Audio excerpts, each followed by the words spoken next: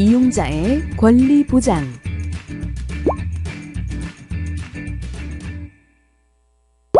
정보통신 서비스를 이용하는 이용자는 자신의 개인정보에 대한 자기결정권을 가지고 있습니다. 정보통신 서비스 이용자는 어떠한 권리를 가지고 어떻게 행사해야 하는지 알아보도록 해요. 이용자는 개인정보의 처리에 관한 정보를 제공받을 권리, 개인정보의 처리에 관한 동의 여부 및 동의 범위 등을 선택할 권리, 열람, 제공, 정정 및 동의 처리를 요구할 권리를 가지고 있습니다. 첫 번째, 개인정보의 처리에 관한 정보를 제공받을 권리를 가지므로 자신의 개인정보가 어떻게 처리되는지 확인하기 위하여 개인정보 처리 방침을 확인하거나 사업자가 보낸 개인정보 이용 내역 통지 메일 등을 통해 확인할 수 있습니다. 두 번째, 개인정보의 처리에 관한 동의 여부, 동의 범위 등을 선택할 권리를 가지며 필수 항목, 선택 항목을 구분하여 별도 동의할 수 있으니 선택 항목의 내용을 확인한 후 동의하시기 바랍니다. 세 번째, 열람, 제공, 정정 및 동의 처리를 요구할 권리가 있으므로 자주 이용하는 인터넷 사이트의 개인정보 처리 방침 또는 별도 메뉴를 통하여 요구할 수 있습니다. 최근 기업에서도 이용자의 알 권리 확대를 위한 노력을 하고 있습니다. 사례를 통해 살펴볼까요?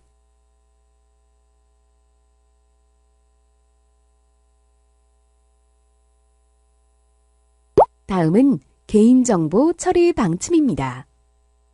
인터넷 홈페이지나 어플리케이션 하단의 개인정보 처리 방침에는 개인정보 수집 목적, 보유 및 이용기간, 이용자의 권리, 개인정보 보호 책임자 연락처 등을 확인할 수 있습니다. 개인정보 처리 방침은 자주 이용하는 사이트의 첫 화면 하단 개인정보 처리 방침을 클릭하면 내용을 확인할 수 있습니다. 두 번째, 인터넷 사이트에서 수집하는 성명, 생년월일, 인터넷 쿠키, 위치 정보 및 결제 기록 등의 개인정보 항목을 확인합니다.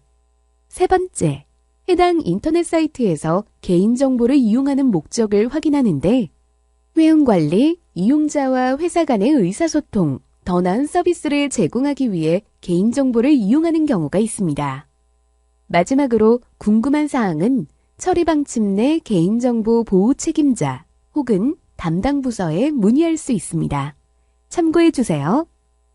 그리고 개인정보를 수집하여 이용하는 사업자의 경우 개인정보의 수집 이용 목적 및 수집한 개인정보 항목, 개인정보를 제공받은 자와 제공 목적 및 제공한 개인정보 항목, 개인정보 처리 위탁받은 자 및 처리 위탁 목적을 전자우편, 서면 등을 통해 연 1회 이상 주기적으로 이용자에게 통지해야 합니다. 여기서 대상 사업자는 전년도 말 기준 직전 3개월간 개인정보가 저장 관리되고 있는 이용자 수가 1일 평균 100만 명 이상 또는 전년도 정보통신 서비스 부문 매출액이 100억 원 이상입니다. 개인정보 이용 내역은 사이트 메뉴를 통해 확인하거나 이메일을 통해 확인할 수 있습니다. 이용자는 자신의 개인정보를 열람, 제공 및 정정을 요구할 수 있는 권리가 있어요. 방법을 하나씩 알아볼까요? 첫 번째, 자주 사용하는 인터넷 사이트에 로그인합니다. 두 번째, 마이 페이지를 클릭하고 세 번째, 내 정보를 확인합니다. 그리고 네 번째, 정보에 오류가 있는 경우 회원 정보 수정 메뉴를 클릭하여 정보를 수정 후에 저장 버튼을 클릭하여 수정된 내용을 저장합니다. 마지막으로 사이트상의 회원 정보 이외의 개인정보가 더 알고 싶은 경우에는 개인정보 열람 및 제공 요구하기 내용을 확인합니다.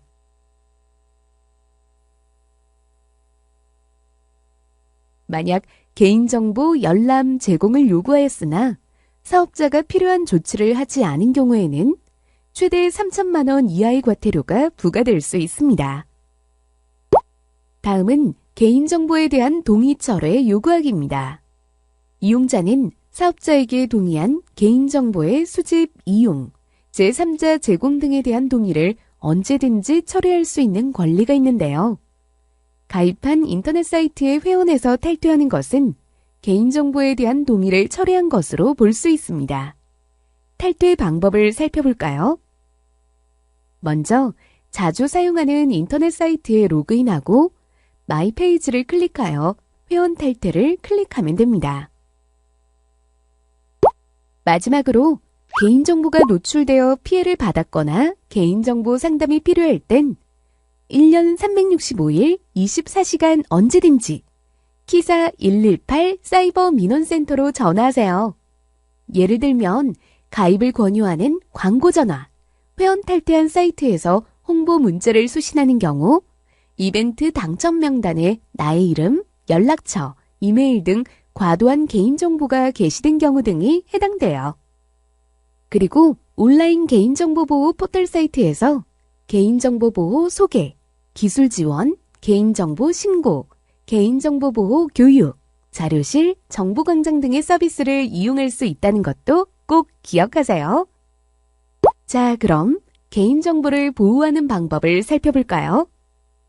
스마트폰 앱 설치 시에는 접근 권한이 필요한 항목 및 그 이유를 확인하고 동의해야 하며 필수적 접근 권한과 선택적 접근 권한을 구분합니다.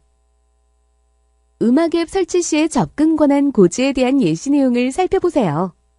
선택적 접근 권한의 허용에는 동의하지 않아도 서비스의 이용이 가능하다는 점 아시죠? 또한 앱의 접근 권한 설정을 확인할 수 있는데요. 스마트폰 설정에서 앱 메뉴를 통해 앱 정보 페이지로 가면 해당 앱이 접근할 수 있는 권한을 확인할 수 있습니다. 비밀번호를 설정할 때는 이름, 휴대폰 번호, 연속된 숫자 등 예측하기 쉬운 숫자나 단어는 사용하지 않으며 설정한 비밀번호는 주기적으로 변경해 주는 것이 좋습니다. 또한 비밀번호는 영문, 숫자, 특수문자를 조합하여 8자리 이상으로 설정해야 합니다. 온라인 금융거래 이용 시에는 공용 PC를 통한 금융거래를 자제하고 공용 PC 내 공인인증서를 사용했을 경우 즉시 삭제해야 하며 온라인 금융거래 이용 시 휴대폰 문자 알림 서비스를 설정합니다. 또한 모바일 페이 서비스 이용 시 지문 인증을 사용합니다. 마지막으로 스미싱 예방을 위해서는 출처가 확인되지 않은 문자 메시지의 인터넷 주소는 클릭하지 않고 스마트폰용 백신 프로그램을 설치하고 주기적으로 업데이트하며 이동통신사의 부가 서비스를 활용하면 소액 결제 시 2차 비밀번호 설정 및 차단이 가능하니 참고해주세요.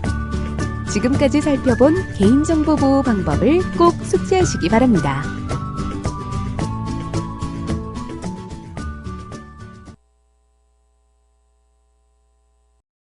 안녕하세요.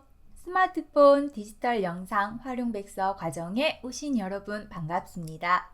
이번 과정은 스마트폰을 이용하여 스마트폰 카메라의 기본기를 알고 다양하게 디지털 영상을 만들어보는 활용 시간입니다. 그 첫 번째인 오늘은 스마트폰의 카메라에 대해 알아보는 시간을 갖고자 합니다. 스마트폰 사용하시면서 카메라 많이 사용하셨죠? 그런데 별다른 설정 없이 그냥 촬영 버튼만 누르지 않으셨나요? 그래서 오늘은 멋진 사진을 찍기 위한 카메라의 기본 설정을 알아보겠습니다. 그리고 카메라를 사용하는 데 있어서 카메라 앱을 터치하고 나서 우리가 카메라를 작동시켰죠? 이 방법 외에 더 빠르고 편한 방법으로 카메라를 실행하는 방법에 대해 알아보겠습니다. 마지막으로 촬영한 사진이 갤러리에 저장이 되죠. 이렇게 저장된 사진의 크기를 조절하는 방법에 대해서도 알아보겠습니다. 자, 그럼 이제 스마트폰의 홈 화면을 보겠습니다. 자, 스마트폰 홈 화면 다 준비하셨나요? 그럼 기본 카메라 앱을 찾아보겠습니다. 홈 화면에 저처럼 카메라 앱이 바로 꺼내져 있으신 분들은 바로 터치를 하시면 되고요. 또는 홈 화면에 카메라 앱이 없으신 분들은 우리 이 손가락을 홈 화면에서 위로 드래그 해주세요. 자, 위로 드래그. 자, 이렇게 위로 드래그 하시면 스마트폰에 설치된 모든 앱을 보실 수가 있습니다. 자, 가로 방향으로 이렇게 움직이시다 보면은 가장 첫 번째에 기본으로 되어 있는 앱들은 이 첫 번째 화면에 거의 배치가 되어 있다고 보시면 되세요. 그래서 이 첫 번째 화면에 카메라를 찾으실 수가 있을 겁니다. 자, 카메라 찾으셨나요? 그럼 카메라 앱을 터치해서 실행하도록 하겠습니다. 자, 카메라 앱 터치. 제가 사용하고 있는 스마트폰은 삼성 갤럭시 S 시리즈입니다. 그래서 저와 다른 기종을 사용하고 계시는 선생님들은 카메라 화면에 표시된 문구가 저와 다를 수도 있어요. 그렇지만 기본은 비슷하게 되어 있습니다. 자, 여기 아래쪽을 보시면 촬영에 관련한 촬영 모드를 확인하실 수가 있습니다. 그래서 이렇게 가로 방향으로 쓸어서 넘겨보시면은 각각의 촬영할 수 있는 다양한 모드를 지원을 하고 있습니다. 그래서 우리가 사진뿐만 아니라 동영상 촬영을 하신다거나 아니면 약간 독특한 촬영인 이런 하이퍼랩스 또는 파노라마 같은 촬영들을 각각 선택을 하셔서 해보실 수가 있으시죠. 자, 그리고 위쪽을 보시면 촬영에 필요한 설정 모드가 간단하게 배치되어 있습니다. 이 가장 위에 있는 왼편에 톱니바퀴 모양으로 되어 있는 카메라 설정이라고 하는 버튼을 보실 수가 있으실 거고요. 그 옆에는 촬영할 때 플래시가 깜빡하면서 켜지게끔 또는 필요 없을 때는 끄게끔 하는 간단한 플래시 설정 모드가 위에 자리를 잡고 있죠. 그리고 촬영을 하실 때 바로 찍히는 게 아니라 약간의 시간차를 두고 촬영이 되게끔 설정하실 수 있는 타이머 모드 또는 우리가 사진을 찍으실 때 비율이라고 하는 가로 세로 비율을 선택하실 수 있는 이런 사진의 비율 모드도 바로 위에서 확인을 하실 수가 있을 겁니다. 그래서 이 위치는 저와 거의 비슷하게 배치가 되어 있으실 거고요. 그렇지 않고 약간 순서가 좀 다르게 배치가 되어 있으실 수도 있어요. 네, 대략적으로 보시면 위에는 카메라의 설정 모드에 관련해서 보실 수가 있고 아래쪽에는 촬영 모드에 관련해서 확인을 하실 수가 있습니다. 자, 이렇게 기본적인 카메라 화면을 보고 계시는데요. 여기 제 화면을 보시면 현재 이렇게 가로로 지나가고 또는 세로로 지나가는 이런 선들을 보실 수가 있으실 겁니다. 자, 저와 동일하게 이러한 선이 보이시는 분도 계실 거고요. 그렇지 않고 저와는 다르게 현재 화면에 이런 선이 안 보이시는 분도 계실 거예요. 저처럼 가로 세로 선이 보이시는 분들은 카메라를 그냥 사용하지 않고 이미 설정을 한번 손대보신 분들입니다. 기본 카메라에는 처음부터 저처럼 선이 표시되지 않고 카메라 설정을 통해서 사용하겠다라고 선택을 해줘야만 나타납니다. 그럼 이 가로 세로 선은 무엇일까요? 바로 안내선이라고 해서 우리가 사진을 찍을 때 수직과 수평을 맞추기 편하도록 도와주는 가이드 선이라고 보시면 됩니다. 또는 사진을 찍을 때 있어서 구도를 잡을 때 도와주는 선이 바로 이 안내선입니다. 자, 그럼 이 안내선을 설정하러 가보도록 할까요? 자, 왼쪽 상단을 보시면 톱니바퀴 모양의 카메라 설정 버튼을 보실 수가 있는데요. 이때 왼쪽 상단이 아닌 오른쪽 상단에 배치하고 있거나 아니면은 아래쪽에 이 톱니바퀴 모양이 보이실 수도 있습니다. 자, 기본적으로 이렇게 톱니바퀴 모양의 버튼이 있다 그러면 측정을 하는 버튼이라고 생각을 해주시면 되세요. 자, 그럼 내 스마트폰 환경에 따른 카메라 설정을 해보도록 하겠습니다. 자, 찾으셨다면 설정 버튼에 터치. 자, 카메라 설정 화면이 나타났습니다. 자, 아래쪽으로 표시되는 각각의 설정 메뉴들이 있는데요. 여기에서 우리는 안내선이라고 하는 메뉴를 찾아가 보겠습니다. 자, 아래쪽에 메뉴가 더 많이 있죠. 그래서 위로 이렇게 손가락을 쓸어 올리면서 위로 쓸어 올리면서 안내선이라고 하는 문구가 있는 곳을 찾아가 주시면 되세요. 자, 이때 수직 수평 안내선이라고 하는 이름 대신에 가이드선 또는 격자선, 격자무늬 이러한 이름으로 표시가 되어 있을 수 있습니다. 모두 동일한 메뉴라고 생각을 해주시면 됩니다. 수직 수평 안내선 찾으셨나요? 자, 그럼 보도록 하겠습니다. 자, 수직 수평 안내선을 보면 저는 오른쪽에 있는 이 버튼을 통해서 사용과 사용 안함을 선택하도록 되어 있습니다.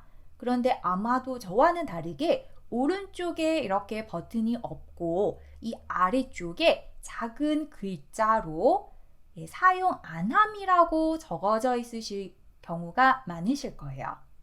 자, 사용 안함이라는 글자로 표시되어 있는 분들은 그곳을 터치를 하셔가지고 이 아래에 사용 안함이라는 글자가 나와 있으신 분들은 이 부분을 터치하시면 어떤 방법으로 사용할 건지를 고르라는 작은 문구가 표시가 될 겁니다. 거기에서 3 곱하기 3을 선택을 해주시면 되세요.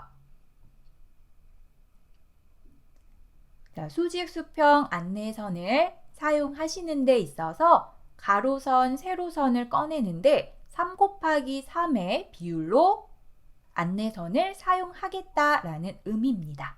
자, 그래서 사용 안함이라고 나와 있으신 분들은 3 곱하기 3을 터치해 주시면 됩니다. 그리고 저처럼 이렇게 오른쪽에 버튼으로 표시된 분들은 이 버튼을 이렇게 터치를 하시게 되면 회색과 파란색으로 해당하는 버튼이 왔다 갔다 하는 걸 보실 수가 있을 겁니다. 이렇게 터치하신 상태에서 회색으로 나왔을 때는 사용 안함, 다시 터치하셨을 때 이렇게 파란색으로 나와 있으면 이게 사용하겠다라는 의미로 선택을 하신 거예요. 자, 이렇게 수직 수평 안내선 선택을 해 주셨다면 이제 안내선 설정은 끝났습니다. 이제 안내선을 활용하는 방법을 보겠습니다. 자, 뒤로 가도록 할게요. 우리 위에, 이렇게 왼쪽 위에 보시면 뒤로라는 버튼을 보실 수가 있으세요. 자, 왼쪽 위에 우리 뒤로 버튼에 터치. 자, 그러면은 현재 이렇게 카메라 화면에 가로, 세로 교차하는 이 선을 보실 수가 있을 겁니다. 즉, 기존에 이 선이 안 보이셨던 분들은 설정을 통해서 이렇게 안내선이 다 표시되셨을 겁니다. 안내선은 우리 사진을 찍을 때 도와주는 선입니다. 그래서 실제 사진에 흔적이 남지는 않아요. 자, 이제 우리가 사진을 촬영을 해볼 건데요. 저는 여러분에게 사진 또는 동영상을 촬영할 때 세로 방향보다는 가로 방향으로 촬영하는 것을 추천드립니다. 물론 무엇을 촬영하는지에 따라 다르기는 한데요. 인물 위주의 촬영인 경우는 가로보다는 세로로 촬영을 하면 인물에 좀 더 집중되는 효과로 사진을 표현하실 수가 있으세요. 그런데 풍경을 촬영하겠다 그러시면 세로보다는 가로로 촬영하는 것을 추천을 드립니다. 그리고 나중에 촬영한 사진을 동영상으로 편집하고 싶다거나 또는 촬영한 결과물을 우리 지금 보고 계시는 스마트폰이 아닌 모니터 같은 대형 화면으로 보고자 하신다면 우리 기본 모니터는 다 가로 방향으로 되어 있죠. 그래서 세로로 촬영한 사진과 동영상은 좌우에 검은 화면으로 표시가 되는 걸 보실 수 있으세요. 그래서 나중에 다양한 방법으로 활용해 보고자 한다면 세로 방향보다는 가로 방향으로 촬영하는 것을 추천드립니다. 자, 그럼 이제 촬영을 해보도록 할게요. 여기 보이는 꽃을 촬영해 볼 텐데요. 보시면은 지금 꽃을 하나 꽃병에 꽂아가지고 배치를 해놨습니다. 자, 피사체라고 하는 꽃이 있죠. 자, 여기 이렇게 놓여진 꽃을 중심을 지금 꽃의 한가운데에 중심을 잡았어요. 저는 지금 실내에서 촬영을 하기 때문에 이 피사체인 꽃과 꽃이 담긴 병을 기준으로 수직, 수평을 맞추고 있다라고 보시면 돼요. 자, 보시면은 뒤에 이렇게 책상에 해당하는 수평과 꽃이 꽂아져 있는 병에 수직을 이루어서 촬영을 하고 있죠. 자, 이렇게 수직과 수평이 맞은 상태에서 우리 아래쪽에 있는 이 하얀색 동그라미 버튼을 터치를 하시면 촬영이 되겠죠. 자, 그래서 아래쪽에 하얀 이 동그라미 버튼을 터치해서 촬영을 해보겠습니다. 저는 지금 실내에서 촬영을 하기 때문에 피사체인 이 꽃과 꽃이 담긴 병을 책상에 이 수평과 수직을 기준으로 구도를 맞췄어요.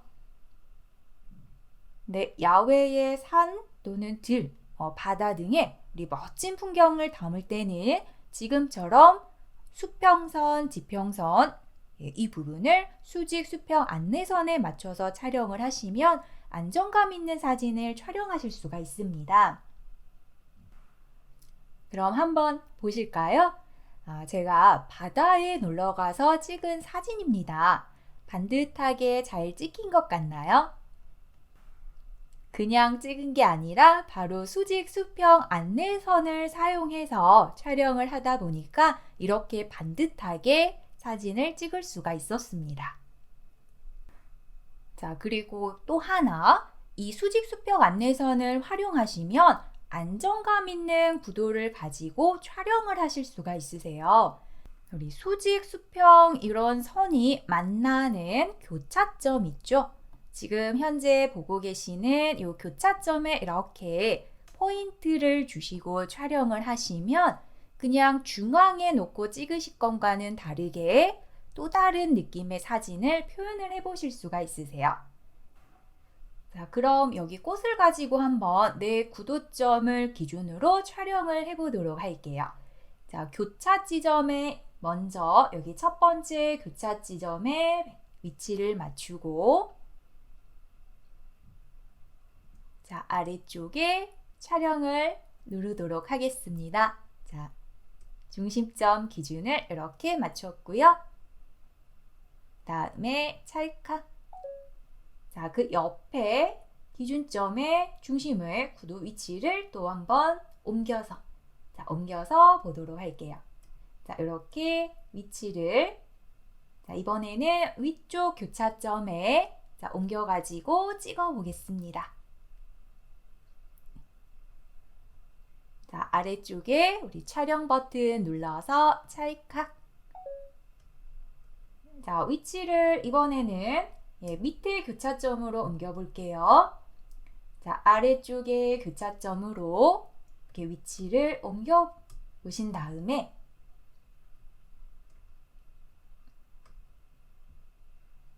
아래쪽에 교차점으로 위치를 이렇게 옮겨 보셔서 자, 또 하나 찍어 볼까요? 찰칵.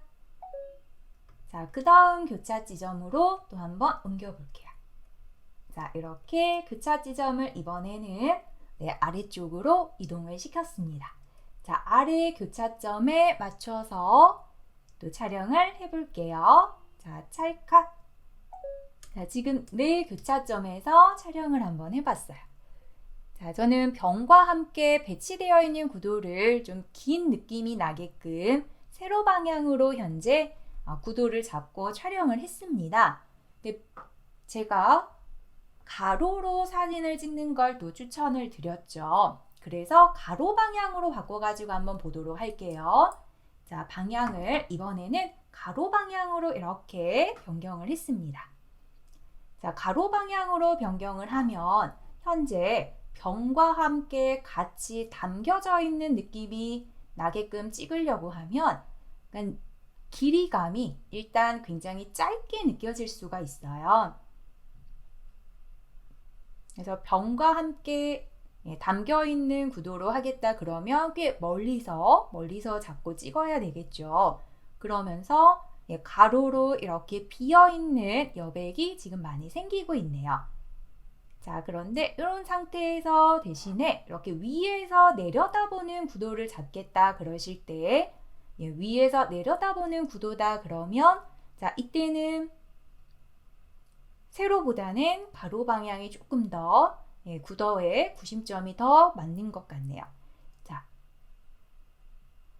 늘 바로 가져다가 이렇게 촬영하지 마시고요. 방향과 구도와 위치를 한 번씩 옮겨가면서 잡아보세요. 그러니까 바닥에 이렇게 수평이라고 하는 기준점이 있을 때는 그 수평의 기준을 잡으시는 게 좋고, 반대로 이렇게 수평 수직에 별다른 기준점이 없다 그러시면 이 상태에서는 구도의 위치를 어느 지점에 배치를 해서 찍을 건가, 자, 그 부분을 생각을 해주시면 돼요. 그래서 너무 중앙에 이렇게 배치하시는 것보다 약간은 한쪽의 위치를 좀 옮겨가지고 한번 찍어 보시는 걸 추천을 드리겠습니다. 자, 이렇게 살짝 저는 위치를 옮겨서 찍어 볼게요.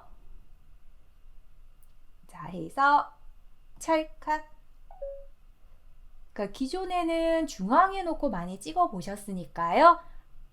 이제 한 번씩은 방향을 살짝 틀어서 촬영을 해보시는 것도 좋으실 것 같으세요.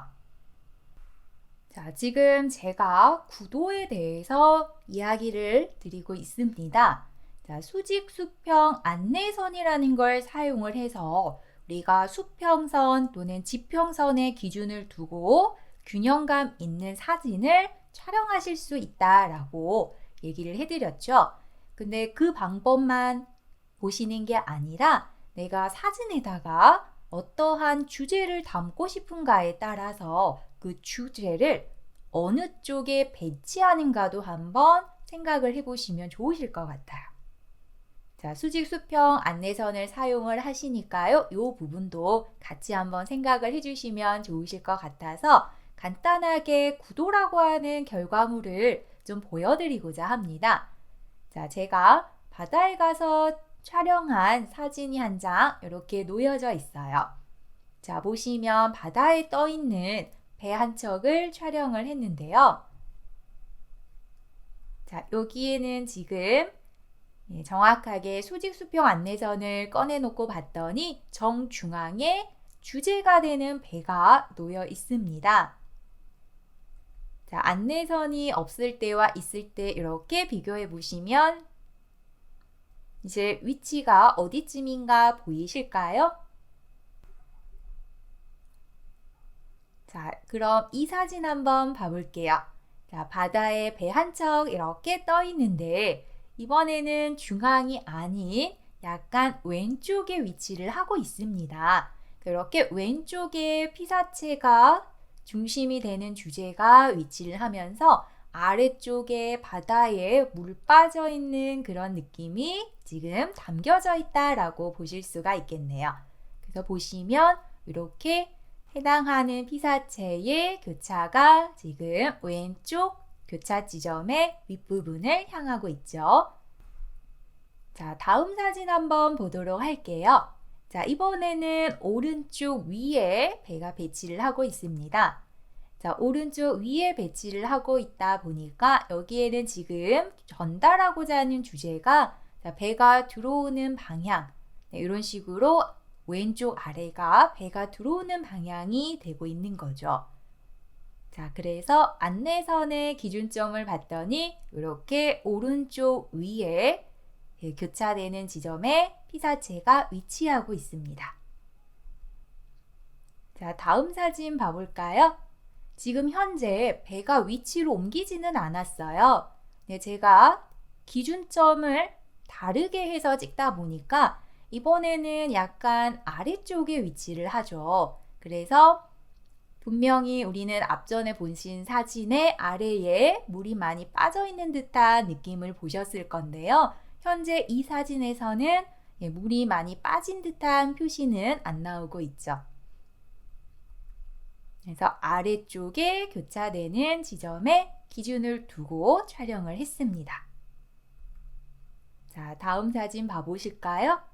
그 교차 지점을 위에 두시는지 아래에 두시는지에 따라서 이렇게 한 장의 사진에 담을 수 있는 주제가 달라진다라고 보실 수가 있습니다.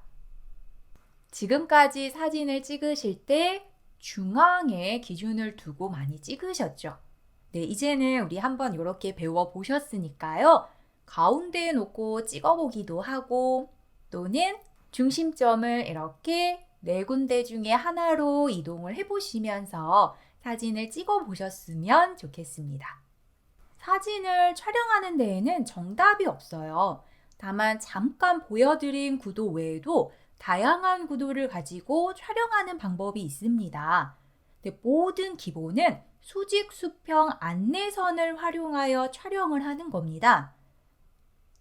그래서 이처럼 스마트폰 카메라에 기본으로 제공하고 있는 기본 설정을 잘 활용하시면 멋진 작품을 만드실 수 있어요. 자, 그 다음으로 카메라 설정에서 선택해 볼 메뉴는 위치 태그가 되겠습니다. 자, 위치 태그라고 하면 사진을 촬영할 때 사진 속에 우리는 다양한 정보를 담을 수가 있어요. 그 중 하나가 촬영 날짜 또는 시간입니다. 기본으로 담기는 정보예요.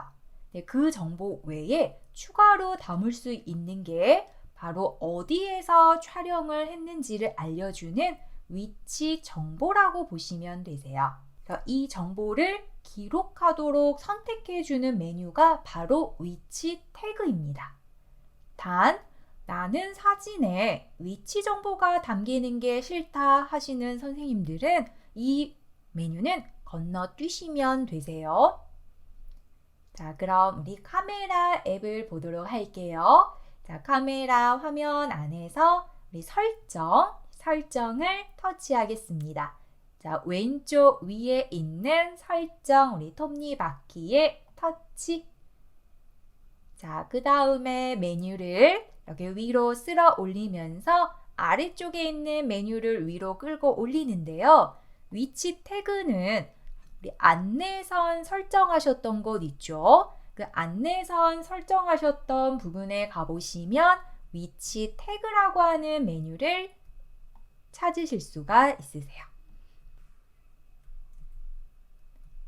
자, 위치 태그라고 하는 메뉴 찾으셨나요? 자, 여러분은 위치 태그 메뉴 오른쪽 버튼이 회색인가요? 파란색인가요? 자, 저처럼 파란색으로 되어 있다 하시면 현재 위치 태그를 사용하고 계신 겁니다. 자, 이 위치 태그라고 하는 메뉴는 오른쪽에 있는 버튼을 통해서 이렇게 회색으로 되어 있을 때는 사용 안 함. 다시 터치하시면 파란색으로 바뀌면서 사용으로, 즉 위치 태그를 기록하겠다라고 사용으로 설정이 되시는 겁니다. 자, 저는 이렇게 사용 중으로 된 상태인데요. 이렇게 사용 중으로 되어 있으면 사진을 찍을 때 해당하는 사진을 어디에서 찍었는가 그 주소가 사진 속에 기록됩니다. 즉, 사용하지 않은 상태에서 촬영을 하시면 사진의 위치 정보가 저장되지 않습니다. 기존에 촬영한 사진에 추가가 되는 게 아니라 앞으로 찍을, 즉 이 위치 태그라고 하는 메뉴는 앞으로 찍을 사진의 정보를 저장하는가 저장하지 않는가를 선택하시는 거예요. 그래서 이렇게 해당하는 버튼을 회색으로 하고 사진을 찍으시면 위치 정보가 담기지 않는 거죠. 반대로 파란색으로 이렇게 버튼을 터치하셔가지고 켜주시면 지금부터 촬영하는 사진에 위치 정보가 담기는 겁니다. 그럼 사용 중으로 되어 있을 때 촬영한 사진에 어떻게 정보가 담기는지 보러 가볼까요? 자, 아래쪽에 있는 우리 뒤로 버튼 한번 터치할게요. 자, 아래쪽에 있는 뒤로, 우리 뒤로 버튼에 터치. 자, 또 뒤로 버튼을 터치하셔가지고 카메라를 종료하겠습니다. 자, 뒤로 버튼 터치. 자, 이렇게 지금 카메라를 종료를 해주시고 우리는 사진이 촬영되면 기본으로 저장이 되는 곳이 어딘지 아시죠? 자, 갤러리. 네, 요 갤러리를 찾아서 가볼게요. 자, 사진을 촬영하면 기본으로 저장되는 위치가 이 갤러리죠. 자, 그래서 갤러리를 가보도록 할게요. 자, 갤러리에 터치. 자, 갤러리 앱을 터치해서 갤러리 화면을 열었습니다. 우리 갤러리 앱을 보면 저처럼 사진이라고 적혀져 있는 화면이 먼저 나오기도 하고요. 아니기도 한데요. 여기 아래쪽을 보시면 우리 아래쪽에 사진이라고 표시된 곳과 앨범이라고 표시된 곳이 있습니다. 즉, 사진이라고 표시된 이 곳은 촬영을 하면 시간 순서로 저장된 사진을 확인하시는 곳이죠. 앨범을 터치하시면 이 앨범은 카메라로 직접 촬영한 사진은 카메라라는 앨범에 담기는 거고, 그렇지 않고 다른 방법으로 촬영을 하셨거나 다른 방법으로 사진을 저장하셨다면 이 앨범이라고 하는 곳에 해당하는 사진이 각각 분류돼서 들어옵니다. 그래서 사진이라고 하는 아래 메뉴는 시간 순서로 사진을 저장한다 라고 보시면 되세요. 자, 저는 사진 메뉴를 터치를 해서 시간 순서로 촬영된 사진 중에 한 장을 터치를 해보겠습니다. 자, 우선 위치 태그라고 하는 게 이렇게 켜져 있는 상태에서 촬영을 하셨다면 여기 옆에 보시면은 자, 광주광역시라고 지금 간단하게 주소지가 보이시죠? 또는 자, 장흥군이라고 하는 주소지가 옆에 작게 표시가 되고 있습니다. 즉, 해당하는 지역에서 촬영한 사진이다 라고 보여주고 있는 겁니다. 자, 사진 한 장 터치하겠습니다. 자, 사진 한 장 이렇게 터치를 하셨다면 해당하는 사진을 위로 한번 드래그 해 보실까요? 자, 이렇게 위로 드래그 하시면 기본적으로 이 사진을 촬영하시는 데 있어서 언제, 몇 시에 촬영을 했는가 기본 정보가 담긴다라고 보시면 돼요. 그리고 위치 태그를 켜고 촬영을 하셨다면 저처럼 이렇게 아래쪽에 지도가 표시가 되면서 대한민국 전라남도 어디에서 촬영을 했습니다 라는 지도도 확인이 가능합니다. 자, 이 부분은 저하고 다른 기종을 사용하고 계신다 그러면 표시가 약간 다르실 수 있으세요. 자, 해당하는 지도를 저는 한번 터치를 해볼게요. 자, 이렇게 지도가 표시가 되고 있는 이 영역에 터치. 자, 그랬더니 지도 화면이 좀 크게 보여지고 있습니다. 자, 지도를 가로 방향으로 움직이시면 우리가 위치를 옮겨서 다른 위치의 지도도 확인이 되시죠. 그리고 두 손가락을 안쪽으로 오므리면 지도가 이렇게 축소가 됩니다. 자, 다른 곳에서 촬영한 사진들도 지금 지도에 이렇게 표시가 되고 있습니다. 위치 태그를 켜고 촬영을 했기 때문에 이렇게 각각의 지역마다 해당하는 주소지를 사진이 정보를 가지고 있어서 지도 안에 하나하나 사진들이 표시가 되고 있네요. 자, 다른 곳에서 촬영한 이런 사진 중에 하나를 또 터치를 해볼게요. 자, 이렇게 터치를 하나 했더니 아래쪽에 해당하는 지역에서 촬영한 사진 또는 영상을 보여주고 있습니다. 그래서 이렇게 터치하면 그 지역에서 촬영한 사진을 빠르게 찾아가서 볼 수도 있죠. 자, 이처럼 사진의 위치 정보를 담으면 내가 어디를 여행했는지를 확인하기가 쉬워요. 다만 주의하실 점은 집에서 촬영을 한다면 우리 집 주소가 사진에 저장이 된다는 거죠. 그리고 그 사진을 다른 사람에게 전송을 하면 위치 정보도 그대로 보낼 수가 있습니다. 그러면 개인정보가 노출될 수가 있으니까요. 집 주소가 저장되는 걸 막을 때는 위치 태그를 사용 안 함으로 하고 촬영을 해주세요. 자, 이렇게 위치 태그라고 하는 것도 한번 확인을 해 보셨고요. 자, 이제 갤러리 앱을 닫도록 할게요. 자, 아래쪽에 우리 뒤로, 자, 뒤로 버튼 터치. 자, 또 뒤로 버튼 터치. 자, 갤러리 앱을 닫기 위해서 뒤로 버튼을 계속 터치해 주시면 돼요. 자, 그리고 카메라 찾아서 한번 실행을 해 볼게요. 자, 카메라 앱 찾으셔가지고 터치. 자, 방금 카메라 앱을 실행하기 위해서 몇 번 움직이셨어요?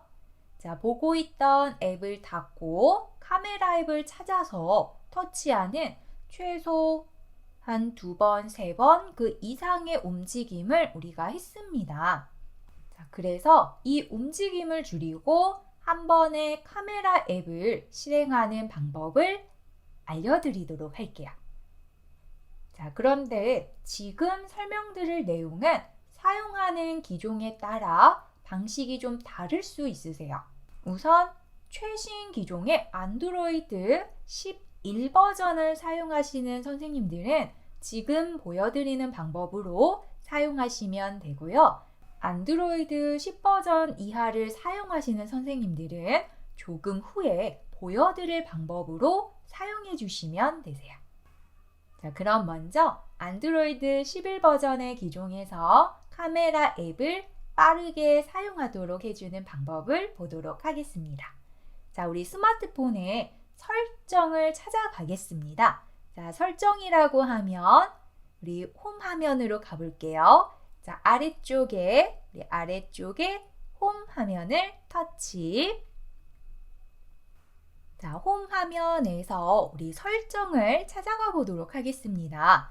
자, 스마트폰의 가장 기본 설정이라고 했을 때 빠르게 찾아가시는 방법이 우리 여기 위에 있는, 자, 위쪽에 있는 상태 바를 아래쪽으로 쓸어 내려서 상태 메뉴를 펼쳐가지고 그 안에서 스마트폰의 설정을 찾으시는 거죠.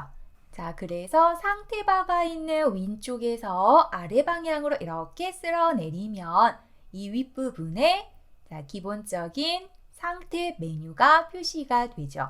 자, 여기에 오른쪽 위에 있는 톱니바퀴 모양을 보실 수가 있을 겁니다.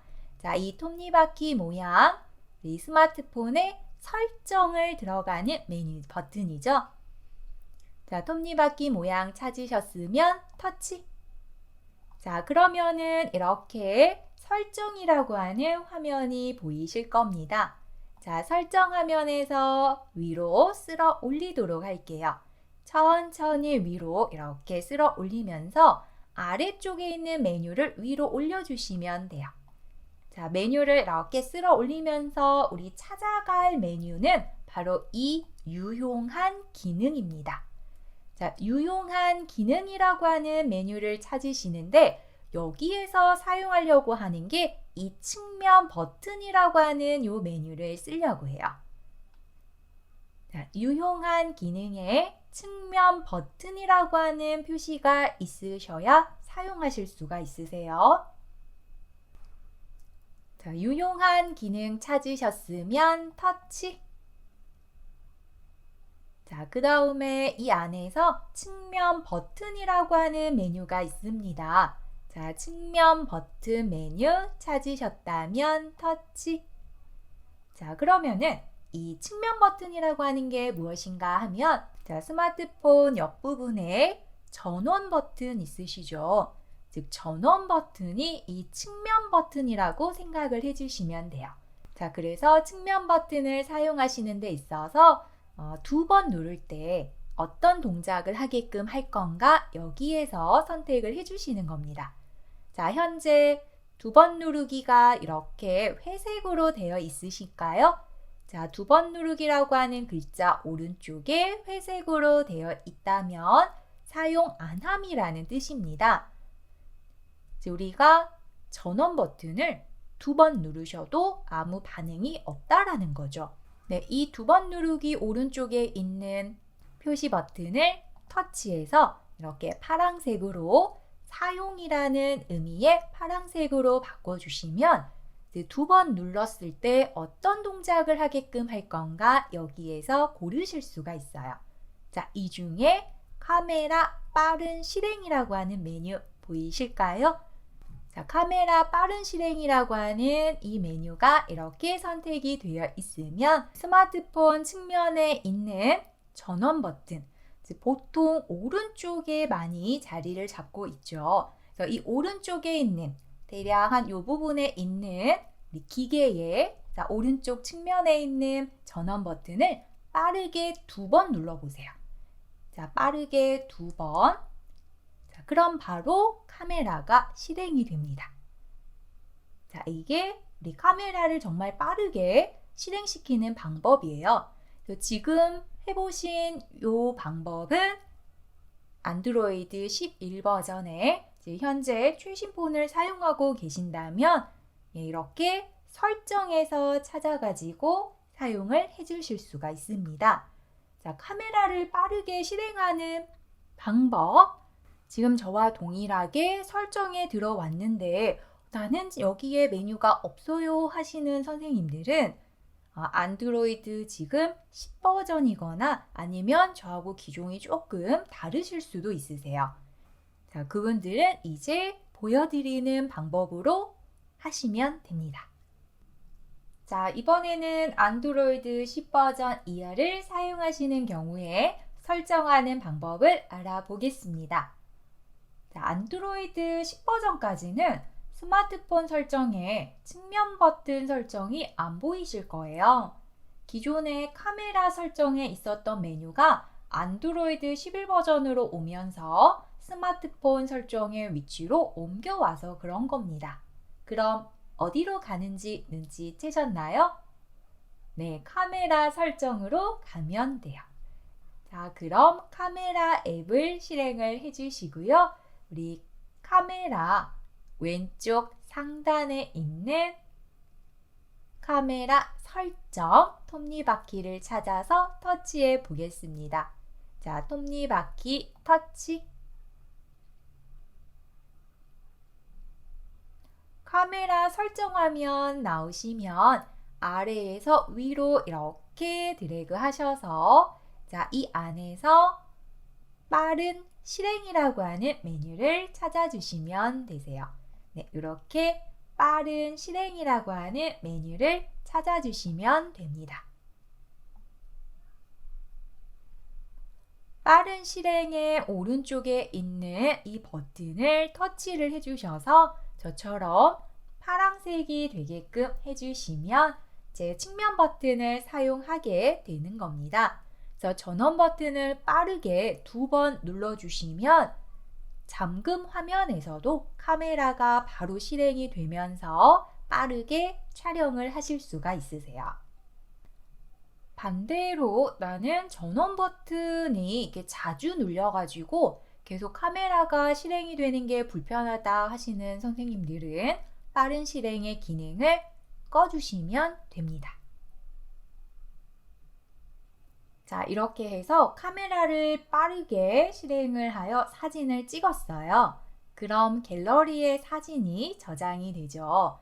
그런데 이렇게 저장된 사진을 사용하려고 봤더니 크기가 너무 큰 거예요. 물론 사진을 크게 촬영하면 좋아요. 선명하게 촬영되고 확대해서 봐도 잘 보이고 하기 때문에 나중에 동영상으로 편집할 때도 고화질의 영상을 만들 수가 있어요. 다만 휴대폰의 저장 공간이 부족하다면 촬영 시에 작은 크기로 촬영을 해야 많이 저장할 수 있습니다. 그런데 이미 크게 사진을 찍어서 크기를 줄여야 한다면 갤러리에 사진 편집을 통해서 크기를 줄일 수 있어요. 자, 기본 갤러리 앱을 가볼까요? 자, 우리 카메라 앱은 이제 종료하겠습니다. 자, 우리 뒤로 버튼 누르셔서 자, 뒤로 버튼 터치, 갤러리 찾으셔가지고 자, 갤러리를 실행해 보도록 할게요. 자, 기본 갤러리 앱을 찾으셔서 터치. 자, 갤러리 앱에서 크기를 줄일 사진을 하나 터치를 합니다. 자, 우리가 사진을 한 장 터치를 하시면 이렇게 아래쪽에 연필 모양의 버튼을 보실 수가 있으세요. 자, 현재 선택한 이 사진을 편집할 수 있게끔 해주는 아래쪽에 연필 모양의 이 편집 버튼이 있습니다. 찾으셨나요? 자, 아래쪽에 연필 모양의 편집 버튼 찾으셨다면 터치. 그럼 화면이 변하면서 아래쪽에 간단하게 자르기나 회전 또는 필터 등의 메뉴를 사용할 수 있게끔 제공하고 있습니다. 자, 우리는 위쪽을 보도록 할게요. 자, 위에 오른쪽 위를 보시면 점 3개가 찍혀져 있는 곳이 있으실 겁니다. 자, 위쪽, 오른쪽 위에입니다. 자, 위에 보시면은 점 3개가 이렇게 나와 있는 거 찾으셨을까요? 자, 이 점 3개가 더보기라고 하는 메뉴 단추입니다. 자, 해서 우리 점 3개 더보기 요 메뉴 단추를 터치해 볼게요. 자, 그러면은 메뉴가 이렇게 추가로 표시가 되면서 이 안에 크기 변경이라고 하는 메뉴가 있습니다. 자, 크기 변경, 우리 이미지의 크기를 변경하는 메뉴예요. 자, 크기 변경 메뉴를 터치해 볼게요. 자, 그러면은 이렇게 이미지 크기를 변경할 수 있는 다양한 유형의 선택 메뉴가 펼쳐졌을 겁니다. 현재 촬영한 사진을 기준으로 원본이라고 하는 이 사이즈를 기준으로 각각 어느 정도의 비율만큼 해당하는 사진의 크기를 줄일 건가 선택을 하실 수가 있으세요.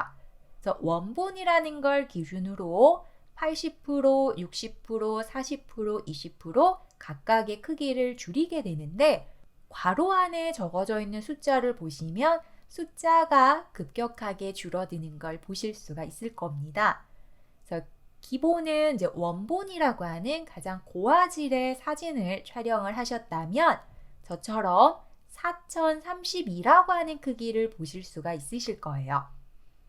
자, 그래서 현재 원본 사이즈를 기준으로 저는 60%의 사이즈로 사진을 한번 줄여보겠습니다. 자, 대략 60% 정도의 크기를 줄일 건데요. 그 아래쪽으로는 권해드리지는 않아요. 크기가 너무 작으면 자세히 보겠다라고 좀 확대해서 보실 때 선명함이 좀 없다라고 보시면 됩니다. 그래서 최소 크기를 줄이겠다 하시면 60% 정도까지는 권해드리고 있습니다. 자, 되셨으면 완료를 터치할게요. 자, 그러면은 이제 크기를 조절한 사진을 저장을 해야 되는데 우리 위에 보시면 저장이라고 하는 글자 보이실까요? 자, 이렇게 위에 있는 저장이라고 하는 글자는 현재 이 사진을 크기를 줄인 상태로 덮어 씌워서 저장을 하겠다 요겁니다. 그래서 원본이 사라지고 크기가 줄어든 사진만 남게 됩니다. 저는 비교를 해드리기 위해서 다른 이미지로 저장을 하겠습니다. 자, 위에 다시 점 3개, 더보기, 터치. 자, 다른 이미지로 저장이라고 하는 글자가 표시가 되었나요? 자, 다른 이미지로 저장에 터치. 자, 그러면 현재 사진이 저장이 된 겁니다. 자, 이렇게 저장 완료가 되었다면 과연 크기가 어떠한 형식으로 변형이 되었는가 확인을 한번 해볼게요. 자, 해당하는 사진에서 위로 드래그. 자, 사진의 아래쪽에 보시면 현재 이 사진이 갖고 있는 크기를 확인하실 수가 있습니다. 자, 해당하는 사진은 우리 원본을 기준으로 60%의 크기로 줄였어요. 그래서 원본 기준 지금 60%의 크기로 줄어든 837.87kB라고 하는 결과를 보고 계시는데요. 자, 그럼 과연 원본의 크기는 얼마큼 되는가? 원본을 한번 확인을 할게요. 자, 원본을 보기 위해서 다시 이 사진을 아래로 쓸어내린 다음에 원본은 가로 방향으로 이렇게 들어가시면 지금 현재 이 사진이 원본 사진입니다. 자, 그래서 원본 사진에서 다시 위로 한번 쓸어 올려 볼게요. 자, 원본 사진을 봤더니 원본 사진은 크기가 4.20 메가바이트나 되는 크기를 가지고 있었네요. 자, 그래서 보면 1메가바이트는 1024kB라고 보시면 됩니다. 현재 4.2MB라는 파일을 60%로 줄여서 837kB나 크기가 변한 걸 확인을 해 보신 거예요. 이처럼 사진의 크기를 줄여야 할 필요가 있을 때는 기본 갤러리 앱에서 원하는 크기를 선택하여 줄일 수 있습니다. 다만 크기를 너무 많이 줄이면 큰 화면에서 볼 때 선명함이 덜한 흐린 듯한 사진을 보실 수 있으니 너무 많이 줄이지는 마세요. 자, 오늘은 기본 카메라에 대해서 알아보셨는데요. 자, 지금 여기까지 확인이 되셨다면 우리 뒤로 가볼까요? 자, 뒤로 터치. 자, 뒤로 해서 모든 사용 앱을 종료하겠습니다. 그럼 오늘은 여기서 마무리하겠습니다. 내일 이 시간에 뵙도록 할게요. 감사합니다.